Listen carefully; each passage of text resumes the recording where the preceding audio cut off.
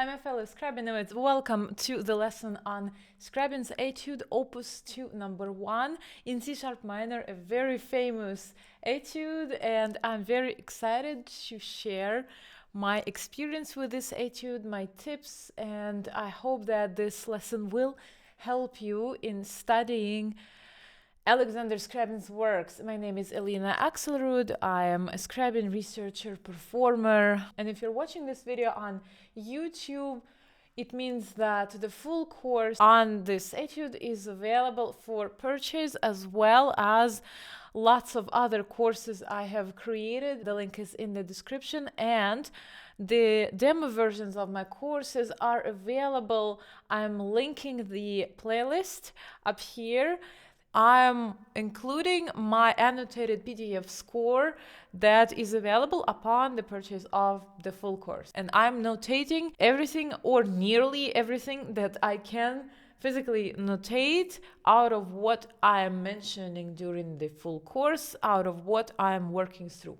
Also, if you like my teaching style and if you would like to take individual piano lessons with me, please contact me through the contact form on my website. The link is, of course, as well in the description. So the famous Op.2 No.1, my score says it was written in 1887, a very young Scriabin, around 15 years old.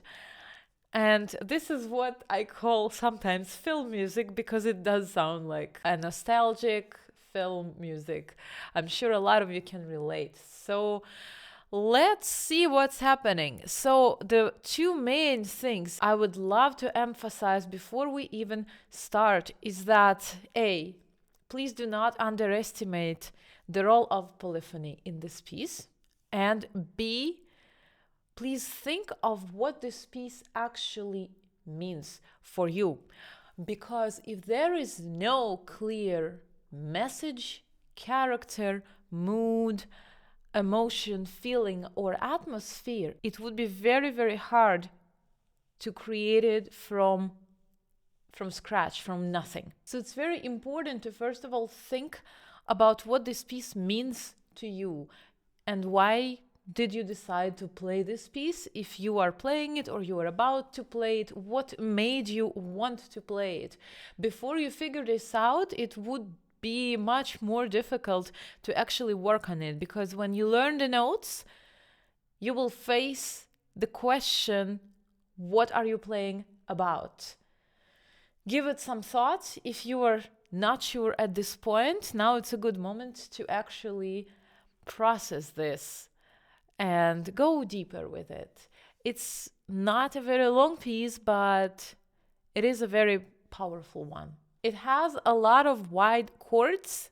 Some of them are possible to redistribute between the hands or play as written. Some other ones are written arpeggiated, and there are also some chords that are neither written as rolled, arpeggiated, nor is it possible to play them simultaneously. At least for me, I have small hands. And if you also have small hands, check out the video I have made on YouTube about dealing with large chords if you have small hands, especially in Scriabin's music, because there is a number of ways how we can approach larger chords. And the ways that I'm choosing for this piece for today might not be the same ways I would choose for the same piece another day or another month or maybe another year. And you might want to follow the ideas that I'm introducing here, but also you might have your own ideas. So please relate to the video I have made on how to tackle large chords, especially with small hands, and explore, experiment, and see for yourself what fits best for you in your interpretation of this etude. So let's go.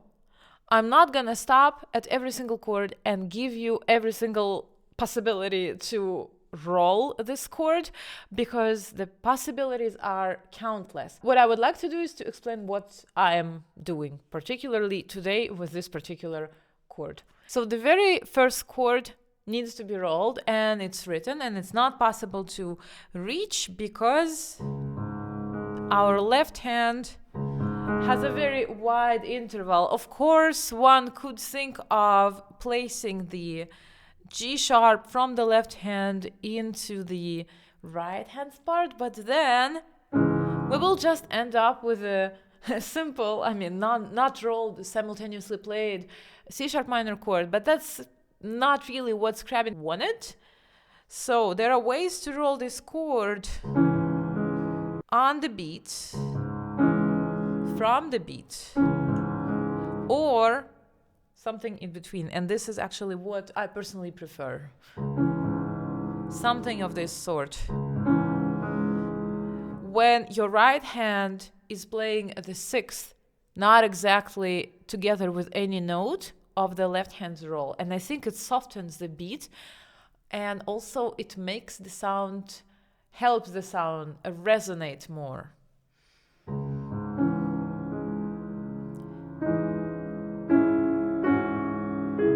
Please notice all of the downward pointing stems of the quarter notes. It's very important to hold them. Let's look at the right hand's part in this measure. Switch from 5 to 3 in the top voice, continue 5 2, and then I switch to 1 3 in order to play the third on the third beat. And here I'm going to use 5 and then 4 for the melody on the 16th.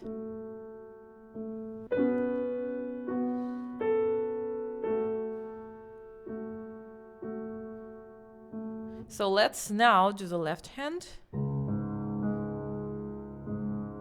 Be very gentle, and now switch in the bass 5 to 2 in order to hold that G sharp. And now another roll. And I like to flip, so I go ahead with 5 to 1 and then 2. And then also I'm already here for the remaining chords, 5 3 1. And let's put the hands together for the first two measures. Hold. Now hold again, both. And change the pedal here. And of course change the pedal again, now from the bass. Change. And now change one more time. Another trick that really helps when you have a tied or a long note in the top that lasts for a while, and the tempo is generally slow. Now I'm playing it slower than the normal tempo, probably, andante, so it should be slightly faster. Andante means walking, so imagine that your quarter note is a step. So a trick to still have that top, of course, is to play the top voice more than the rest. And we have, wow, 5 notes, yeah, in that chord that is repeated 4 times while we are holding the half note A in the top voice. I'm in measure 2, but our beautiful half note will be decaying. And that's a huge danger, of course, for piano music, because we cannot extend the sound. We can only influence the attack and the takeoff, and we cannot really influence anything that is happening in between. And what is happening in between? The decay. The sound is going away. What to do when we have a repeated chord and a decaying melody? Well, first of all, we plan ahead and we balance. So the melody is always bigger than the rest. Also keep in mind that the melody only has 1 note at a time, and your chords have more notes at a time, and they're also in the lower register, meaning that the strings are thicker and the sound will be louder. So you need to really rebalance your chords. Make sure there is like 60% for the melody that you give, and the remaining 40% are spread between the other notes of those chords, the accompaniment chords.